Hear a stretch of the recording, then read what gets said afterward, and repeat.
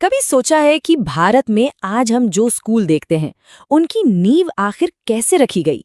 देखिए, ये कहानी सिर्फ किताबें पढ़ाने की नहीं है, बिल्कुल नहीं। अंग्रेजों के लिए ना शिक्षा एक बहुत जबरदस्त हथियार थी, एक तरह का कल्चरल मिशन जिसका मकसद था देसी आबादी को सभ्य बनाना और हाँ, ऐसे वफादार नागरिक तैयार करना जो उनके राज को और मजबूत करें। तो सवाल तो यही उठता है ना कि भाई ईस्ट इंडिया कंपनी जो यहाँ व्यापार करने आई थी वो अचानक से भारतीय समाज और उसकी शिक्षा को बदलने में इतनी गहरी दिलचस्पी क्यों लेने लगी।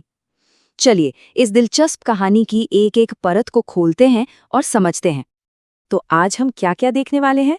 सबसे पहले बात होगी इस सभ्य बनाने के मिशन की। फिर हम अंग्रेजों के ही दो गुटों, प्राच्यवादी और आंग्लवादी के टकराव को समझेंगे। इसके बाद देखेंगे कि कैसे एक नई शिक्षा व्यवस्था का उदय हुआ, उस पर राष्ट्रवादियों की क्या प्रतिक्रिया थी और आखिर में बात करेंगे इसकी विवादित विरासत की।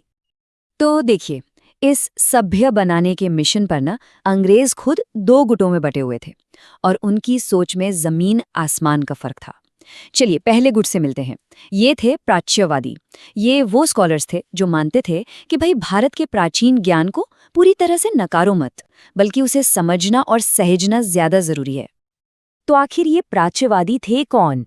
असल में ये ऐसे ब्रिटिश स्कॉलर्स थे जिन्होंने संस्कृत और फारसी जैसी भाषाओं और भारतीय कल्चर की बहुत गहरी स्टडी की थी।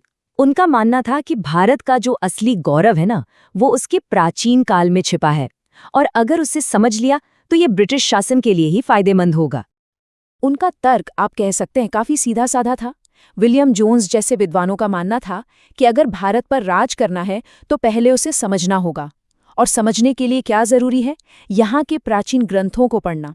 देखिए, उनका मकसद सिर्फ ज्ञान हासिल करना नहीं था, बल्कि वो चाहते थे कि स्थानीय लोगों का दिल जीतकर ब्रिटिश शासन के लिए एक कह सकते हैं एक मजबूत नींव तैयार की जाए। लेकिन प्राच्यवादियों का ये नजरिया ज्यादा दिन तक बिना किसी चुनौती के नहीं रहा। बहुत जल्द ही सोच में एक तूफान सा आ गया। एक नया और काफी आक्रामक गुट सामने आया जिसने प्राच्यवादियों की सोच पर जोरदार हमला किया। ये थे आंग्लवादी, और इनकी नजर में उपयोगी ज्ञान का मतलब भई कुछ और ही था। अब यहाँ पर इन दोनों विचारधाराओं का टकराव बिल्कुल साफ हो जाता है।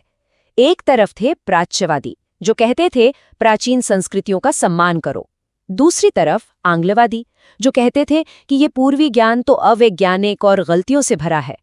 प्राच्यवादी संस्कृत फारसी के टेक्स्ट्स को समझना चाहते थे, तो आंग्लवादी कहते थे कि ये सब छोड़ो और प्रैक्टिकल यूरोपीय ज्ञान सिखाओ। उनका सीधा सीधा मकसद था ऐसे अच्छे नागरिक बनाना जो रंग और खून से तो भारतीय हों, पर सोच, पसंद और अपनी समझ से पूरी तरह अंग्रेज हों।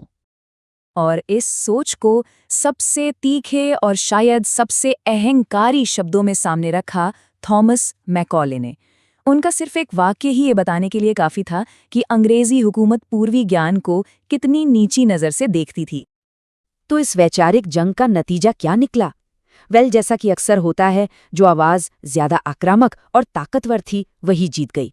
आंग्लवादियों का तर्क भारी पड़ा और बस इसी के साथ भारत में शिक्षा की पूरी दिशा ही हमेशा के लिए बदल गई।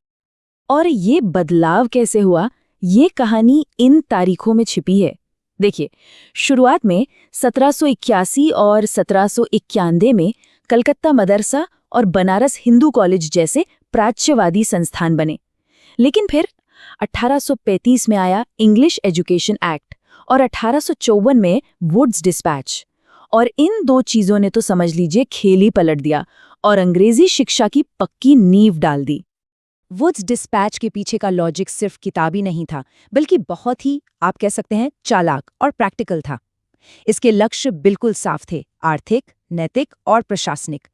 अंग्रेजों को लगा कि यूरोपीय शिक्षा से क्या होगा, एक तो भारतीयों की पसंद बदलेगी और ब्रिटिश सामानों की मांग बढ़ेगी, और दूसरा कंपनी को काम करने के लिए सस्ते और भरोसेमंद कर्मचारी भी मिल जाएंगे। और जानते हैं, यहीं से उस नए अंग्रेजी बोलने वाले एलीट वर्ग की नींव पड़ी, जिसने आगे चलकर भारतीय समाज में एक बहुत अहम भूमिका निभाई। अब देखिए, इस नई व्यवस्था का असर सिर्फ बड़े बड़े विश्वविद्यालयों और कॉलेजों तक ही नहीं रुका। नहीं, अब अंग्रेजों की नजर पड़ी भारत की जमीनी शिक्षा व्यवस्था पर, यानी हमारी पारंपरिक पाठशालाओं पर। और उन्हें ये पाठशालाएं पिछड़ी हुई लगी, जिनमें सुधार की सख्त जरूरत थी। और ये बदलाव कितना बड़ा था, जरा सोचिए। एक तरफ थी हमारी पारंपरिक पाठशालाएं, जो स्थानीय जरूरतों के हिसाब से एकदम लचीली थीं। मतलब फसल कटाई के समय बंद हो जाती थीं, फीस भी माता पिता की आय के हिसाब से होती थी। और दूसरी तरफ थी नई ब्रिटिश प्रणाली, जिसने एक कठोर फिक्स सिस्टम थोप दिया। इसका नतीजा क्या हुआ? एक बड़ा नतीजा ये हुआ कि जो गरीब किसान अपने बच्चों को कटाई के समय स्कूल से निकाल लेते थे, वो इस नए सिस्टम से पूरी तरह बाहर हो गए। और यहां से शिक्षा और आम जनता के बीच की खाई और भी चौड़ी होती चली गई। लेकिन सवाल ये है कि क्या भारतीयों ने इस बदलाव को चुपचाप मान लिया? जी नहीं, बिल्कुल नहीं। अब कहानी में एक बहुत बड़ा मोड़ आता है। अब हम रुख करते हैं भारतीय प्रतिक्रिया की तरफ, जहां राष्ट्रवादी नेताओं ने इस औपनिवेशिक शिक्षा प्रणाली को सिरे से खारिज कर दिया और एक राष्ट्रीय शिक्षा की जोरदार मांग उठाई। और इस विरोध की सबसे बुलंद आवाजों में से एक थे महात्मा गांधी। उनका साफ मानना था कि ये जो अंग्रेजी शिक्षा है, ये भारतीय लोगों के मन में अपनी ही संस्कृति को लेकर एक हीन भावना, एक इन्फीरियोरिटी कॉम्प्लेक्स पैदा कर रही है। उन्होंने कहा कि ये हमें जहरीला बना रही है और इसने हमें सचमुच में गुलाम बना दिया है। गांधी जी ने सिर्फ इसकी बुराई ही नहीं की, उन्होंने एक दूसरा रास्ता भी दिखाया। वो क्या चाहते थे? पहला, कि शिक्षा का माध्यम भारतीय भाषाएं हों। दूसरा, उनका जोर सिर्फ किताबी ज्ञान पर नहीं, बल्कि हाथ से काम करने और कोई हुनर सीखने पर था, ताकि इंसान के मन और आत्मा दोनों का विकास हो।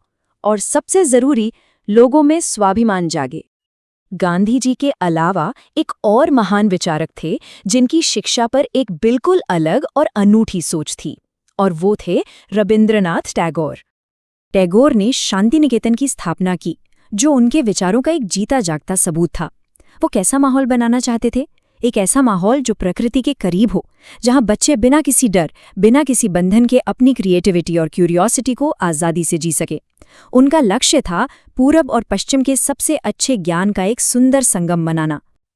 तो हमने दो अलग अलग ब्रिटिश नजरिए देखे और फिर उन पर दो अलग अलग राष्ट्रवादी जवाब भी देखे। अब सवाल ये है कि इस पूरी खींचतान और वैचारिक लड़ाई का आज क्या मतलब है? देखिए, इसकी विरासत बहुत गहरी है और ये बहस आज भी किसी न किसी रूप में हमारे बीच जारी है। एक बात तो साफ है कि औपनिवेशिक और राष्ट्रवादी सोच के इसी टकराव ने भारत की आधुनिक शिक्षा प्रणाली की नींव रखी है। आज भी हमारे एजुकेशन सिस्टम में जो एक तनाव दिखाई देता है ना, अंग्रेजी और भारतीय भाषाओं के बीच, किताबी ज्ञान और प्रैक्टिकल स्किल्स के बीच, या फिर वेस्टर्न मॉडल और भारतीय मूल्यों के बीच, इन सब की जड़ें इसी इतिहास में छिपी हैं। और ये सब हमें आज के एक बहुत बड़े सवाल पर लाकर छोड़ देता है। क्या हम आज भी मैकॉले की उस इलीट बनाने वाली शिक्षा और गांधी के सबके लिए यानी इंक्लूसिव मॉडल के बीच में कहीं फंसे हुए हैं? ये जो 200 साल पुरानी बहस है, ये आज हमारे बच्चों के भविष्य को आखिर किस हद तक तय कर रही है, इस पर सोचना बहुत जरूरी है।